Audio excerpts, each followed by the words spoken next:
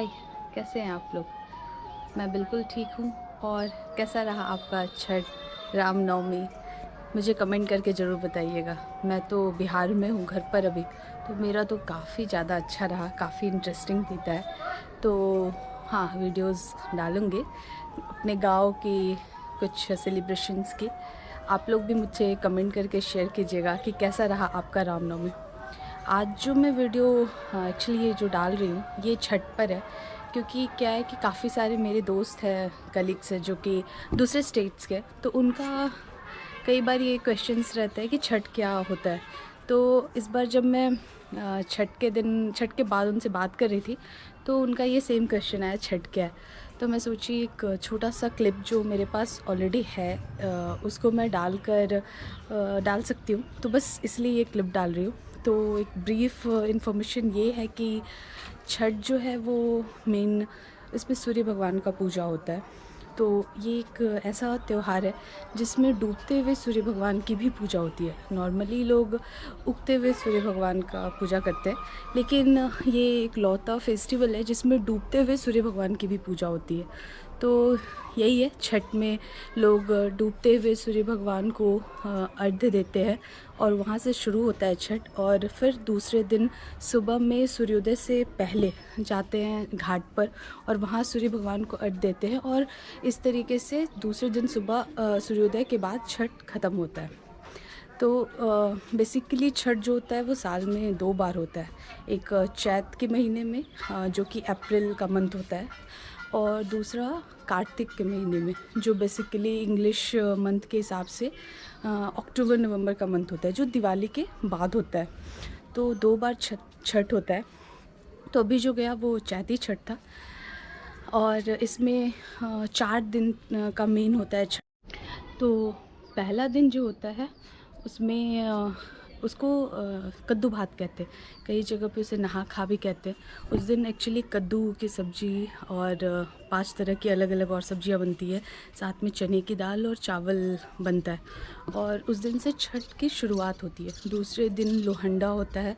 लोहंडा कई जगह पे इसका, बिहार के कई अलग अलग क्षेत्रों में अलग अलग इसका नाम है। तो मोस्टली जो छठ होता है वो उत्तर बिहार में होता है, उत्तर बिहार की का ये मेन फेस्टिवल है।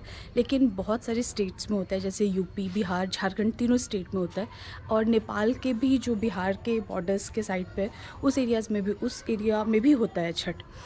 तो ये काफ़ी जगहों पे होता है, बट उत्तर भारत में इसकी एक अलग प्राथमिकता है।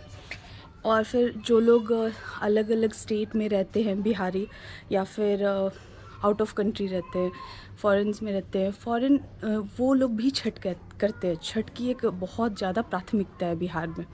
तो वो लोग जहाँ रहते हैं वहीं पर छठ करते हैं। तो और हर क्षेत्र में अलग अलग तरीके से अपनी सुविधा के हिसाब से मनाया जाता है।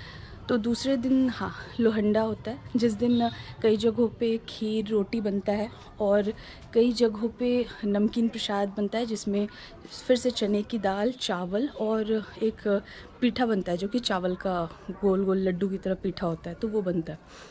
तो इस तरीके से लोहंडा होता है। उस दिन से छठ का व्रत शुरू होता है। जो लोग छठ करते हैं वो लोग उस दिन से फास्टिंग शुरू करते हैं, और वो फास्टिंग छठ में 3 दिन का फास्ट होता है, जो कि लोहंडा के दिन से शुरू होता है। फिर ये फास्टिंग फिर दूसरे उसके नेक्स्ट डे, थर्ड डे शाम का अर्घ होता है, जो कि लोग घाट पे जाते हैं। अगर आसपास कोई नदी तालाब है तो वहाँ पर जाते हैं और वहाँ सूर्य भगवान को अर्घ देते हैं।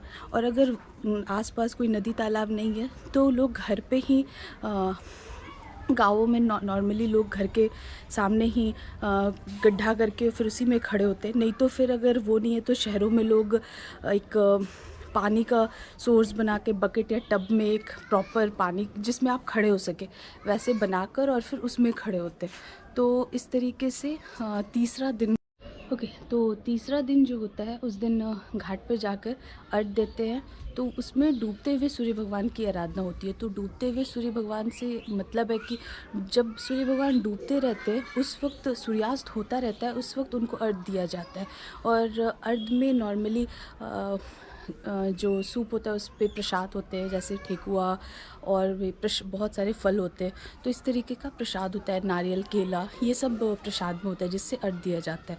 उसके बाद चौथा दिन, जिस दिन सुबह में सूर्य भगवान को अर्घ दिया जाता है, वो जो होता है वो सूर्योदय के समय होता है। मतलब वो एग्जैक्टली उस टाइम पे पूजा होता है सूर्य भगवान का, जब सूर्योदय हो रहा होता है। तो एक तीसरे दिन सूर्यास्त के समय और चौथे दिन सूर्योदय के समय। तो इस तरीके से 4 दिन छठ का सेलिब्रेट किया जाता है। तो ये बेसिक इन्फॉर्मेशन है छठ के बारे में। और अगर मतलब इस बार मैं उतना डिटेल्ड वीडियो नहीं बनाई क्योंकि मुझे आइडिया नहीं था कि मैं डालूँगी, बट नेक्स्ट टाइम जो भी कार्तिक में छठ आएगा अक्टूबर नवंबर, उसमें मैं चारों दिन का डिटेल्ड वीडियो बनाकर और चारों दिन की वीडियोस शेयर करूँगी। आज बस इस बार बस थोड़ा सा छोटा सा एक वीडियो है, एक क्लिप जो घाट का क्लिप है, जो घाट पे अर्घ देते हैं लोग, तो वहाँ का एक क्लिप मैं शेयर कर रही हूँ। तो देखिए छठ कैसे होता है, घाट पर क्या क्या अर्घ में होता है, लोग कैसे करते हैं। एक और बताइए कि आपके शहर या गांव में अगर होता है या आसपास लोग करते हैं तो किस तरीके से करते हैं, उस आपके क्षेत्र के मतलब उनका क्या कुछ अलग तरीके से होता है या फिर सेम ही रहता है। ऐसे बेसिकली सेम होता है, लेकिन और दूसरे स्टेट्स के लोग, अगर आपको कुछ और इन्फॉर्मेशन चाहिए छठ पे तो मुझे कमेंट करके बताइएगा कि मैं और क्या ऐड कर सकती हूँ इसमें। और मैं नेक्स्ट टाइम ट्राई करूँगी कि मैं और कुछ ऐड करूँ और वीडियो को इम्प्रूव करूँ।